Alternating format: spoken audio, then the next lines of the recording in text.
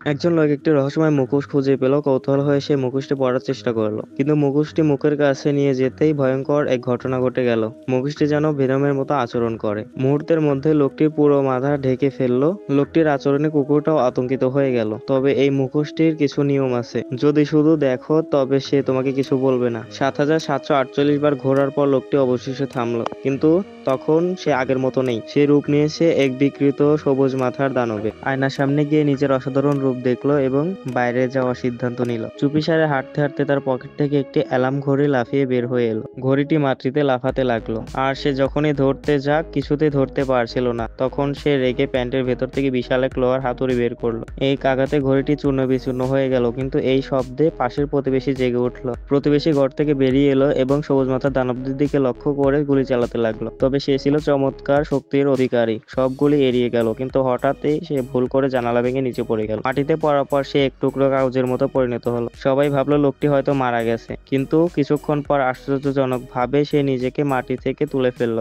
এক গভীর নিঃশ্বাস নিয়ে আবার আগের মতো হয়ে গেল। ঠিক তখনই একটি গাড়ি এসে তার দিকে হর্ন বাজাতে থাকলো। বিরক্ত হয়ে সে তার গোপনাস্ত্র বের করলো, যা একটি ছোট্ট হর্ন।